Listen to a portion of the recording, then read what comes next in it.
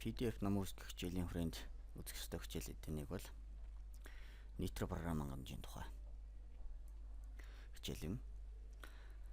За Nitro програм хангамж нь цахим ном үүсгэхэд шаардлагатай програм хангамжуудын хамгийн чухал програм хангамжтай нэг гэдэг. Бид нэр бол програм хангамжийг бол түгээмэл хэрэглээд байдгүй. Гэхдээ номын сонгууд бол энийг бол зайлшгүй хэрэглэх ёстой програм хангамжтай нэг гэж ойлгож байна. За та бүхний суралцж байгаа сургалтын програм дээр Nitro програм хангамжийг татаж авах линкийг тавьж өгсөн байна. Тэгэхээр татаж авах линкэн дээр маус дарж програм хангамжийг даунлоод хийж авна. 3 файлыг даунлоод хийж авах шаардлагатай. Ингээд та аль нэг фолдер дээр Nitro програм хангамжийн 10 вершн гэдэг хөлбөр хавцснаа гээд програм хангамжаа хадгалаа авчна гэсэн үг. Даунлоод. За тэгэхээр одоо програм хангамжаа суулгах үйл явцыг шууд оруулъя гэж бодож байна. Та бүхний компьютер дээр татаад авсан учраас. Тэгэхээр програм хангамжууд бол програм хангамж нь 3 файлтай. Таны компьютероос шалтгаалсан 64 бит үү 32 бит үү гэдгийг та сонгож суулгана. За энийг та мэдэхгүй тохиолдолд та гараасаа Windows Air давчны хослолыг та гараас оруулах шаардлагатай. Энэ дээр dia гэдэг кодыг бичээд OK командыг дарна.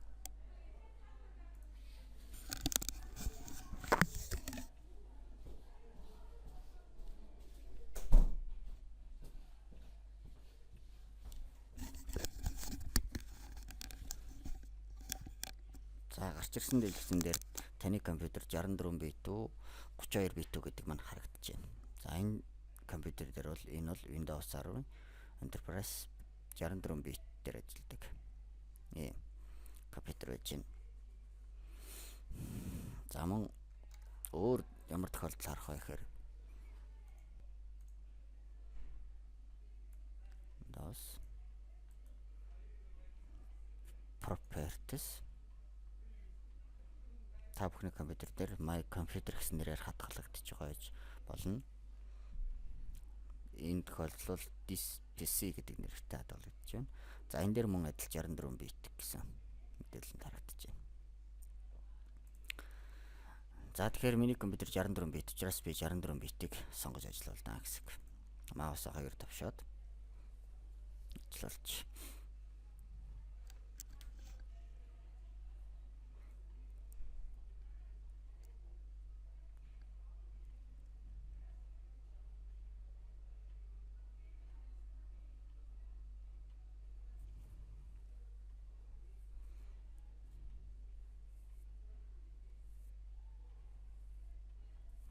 За энэ лицензийн мэдээлэл байж байна. Энийг суулгах учраас зөвшөөрөөд install.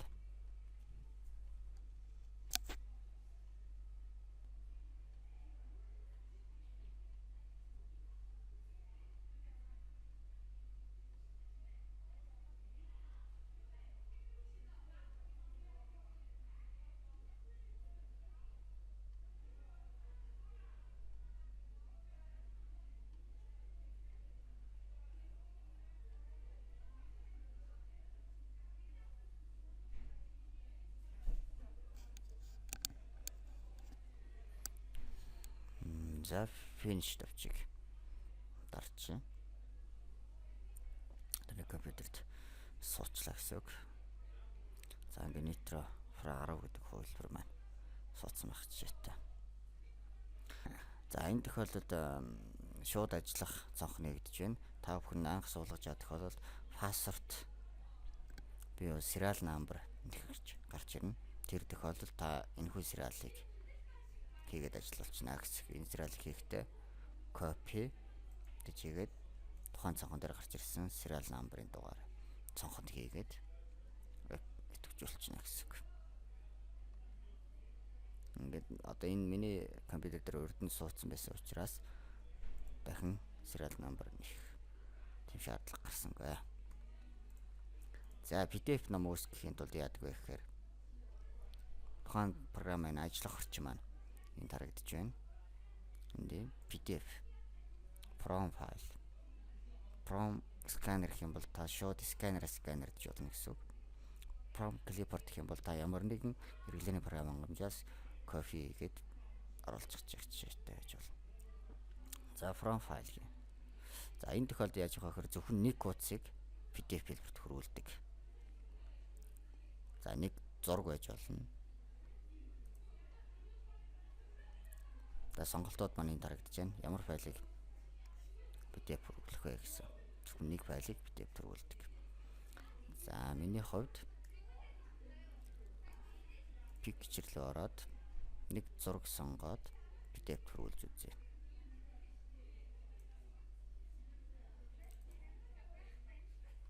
За документ руу орж жагаад эндээс нэг зураг сонгоч.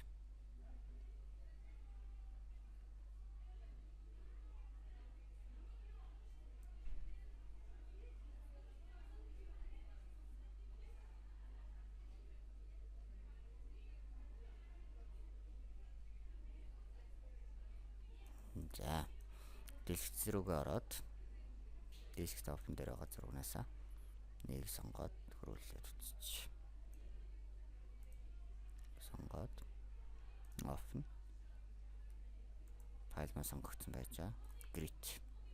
За хаана хадгалах вэ гэсэн сонголт гарч ирж байна. Нэрээ өгөөд хадгалж болно. Гэт. Окей.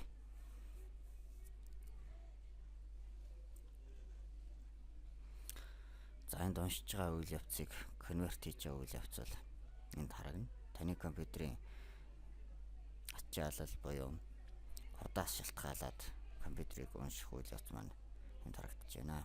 За ингээд PDF оролцсон үйл явц маань ийхүү ингээд харагдаж байна гэсэн үг. За дараагийн нэг үйлдэл нь болохоор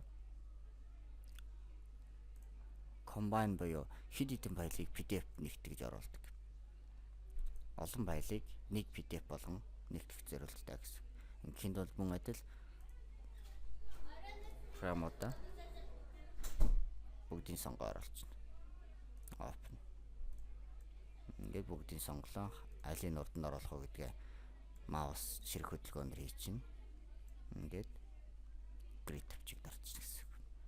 За энэ мэтчлэн ингээд PDF-ийг үүсгэж чинь. За та бүхэн энийг цааш нь туршаад үзээрэй. За дараагийн нэг үйлдэл нь болохоор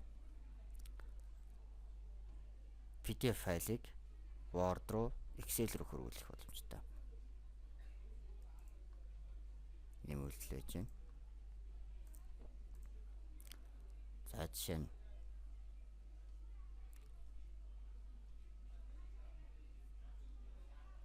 бид бүхний хувьд Grid Digital Book гэдэг сэдвийг Word руу хөрвүүлэх командыг өгчлөө. Сонголоо.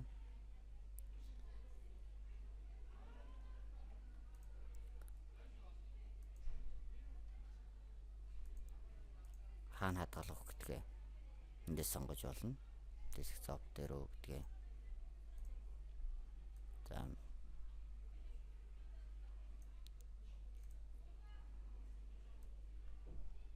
хэдүүлээ desktop-ын дээр хадгалах үйлдэлийг сонгоод окей болгоч. Convert. PDF материалыг шууд Word руу хөрвүүлэх командыг бид нэр ажиллуулж байна. Энэ яаж яах вэ? Бид нэр ямар нэгэн файлыг PDF зургийн хэлбэрт байлгадаг. Энэ тохиолдолд зайлшгүй хөрвүүлэх явахын тулд гараар бичих, өөр эсвэл ямар нэгэн төхөөрөмжийг ашиглах шаардлага гардаг. Тэгэхээр одоо бол энэ бол PDF хэлбэрт орсон байж байгаа жишээтэй. Ингээ маусны хөдөлгөөнөөр бичээд явуулж байгаа жишээтэй. Ингээд бид нэр PDF-ийг зургийн хэлбэрт байгаа файлыг шууд текст рүү хөрвүүлэх ажиллагааг бол хялбар аргаар хийж болж байна гэдгийг үзлээ. Ингээд авах нь туршиж үзээрэй. Амжилт хүсье.